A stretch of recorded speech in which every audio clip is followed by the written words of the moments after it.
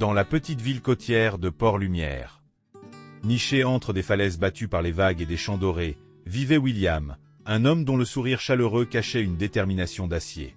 À 35 ans, il était le cœur battant de son entreprise, les saveurs du rivage, une conserverie artisanale qui transformait les recettes de sa grand-mère en pots de délices. Chaque bocal de confit de poisson ou de légumes marinés portait l'empreinte de l'amour familial et du travail acharné. L'usine, avec ses murs de briques rouges et son vieux chêne centenaire dans la cour, employait près de 50 personnes. William les considérait comme sa famille. Il organisait des repas partagés sous l'arbre, offrait des primes inattendues et écoutait chaque histoire, chaque rêve. Mais la lumière attire parfois l'ombre. Parmi ses proches collaborateurs, 2 d'entre eux, Marc et Sophie, des amis d'enfance qu'il avait embauchés par confiance, ourdissaient un plan. Derrière leur sourire complice, ils falsifiaient les comptes, détournaient des fonds vers des comptes offshore et murmuraient des rumeurs perfides aux fournisseurs. « William est incompétent », disait-il. « L'entreprise est au bord du gouffre. » Les fournisseurs, inquiets, exigèrent des paiements immédiats. Les clients, influencés par les ragots, se firent rares. En 6 mois, l'entreprise croulait sous les dettes. L'usine, autrefois vibrant de rire et du cliquetis des machines, devint un lieu silencieux, hanté par l'incertitude. Un soir, la femme de William le trouva assis dans son bureau, une lampe solitaire éclairant son visage défait. Des piles de factures impayées s'entassaient devant lui. « Comment ai-je pu être si aveugle ?» murmura-t-il, la voix brisée. Sa femme s'agenouilla près de lui, posant une main sur son épaule. « Tu n'es pas seul, William. Et tu n'es pas fini. » Ces mots, simples mais puissants, rallumèrent une étincelle en lui. Il se rappela une leçon de son père, un pêcheur au regard buriné par la mer. « La tempête ne demande pas la permission, mais c'est toi qui tiens la barre. » Le lendemain, William réunit ses employés dans la cour, sous le vieux chêne. Il ne cacha rien. « Nous sommes au bord du gouffre, » dit-il, la gorge nouée. « J'ai été trahi par ceux en qui j'avais confiance. Mais je refuse d'abandonner. Si vous restez, ce sera dur, mais je vous promets de me battre pour chacun de vous. » Sa vulnérabilité désarma l'assemblée. Une à une, des mains se levèrent.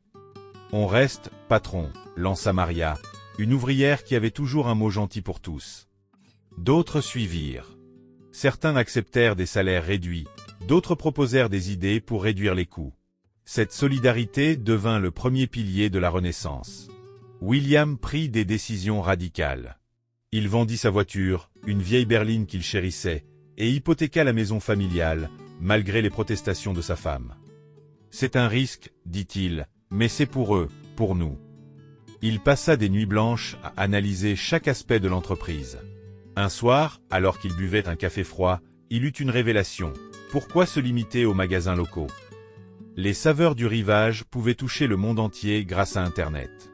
Il apprit, à force de tutoriels et d'erreurs, à créer un site de vente en ligne.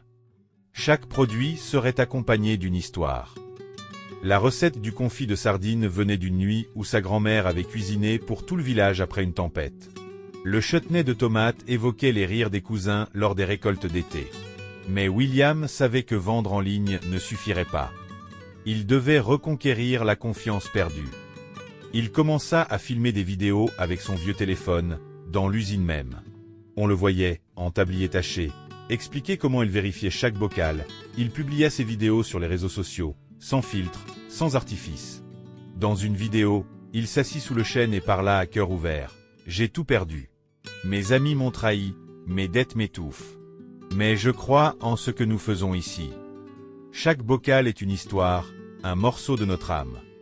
Si vous croyez en nous, donnez-nous une chance. » Sa voix tremblait, mais ses yeux brillaient d'espoir. La vidéo, partagée par un client fidèle, devint virale. Des milliers de personnes, touchées par son authenticité, passèrent commande.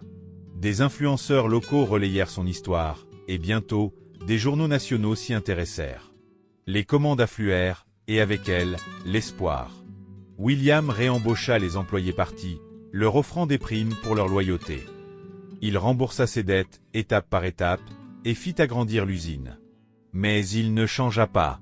Il continua d'organiser des repas sous le chêne, où il servait lui-même les plats.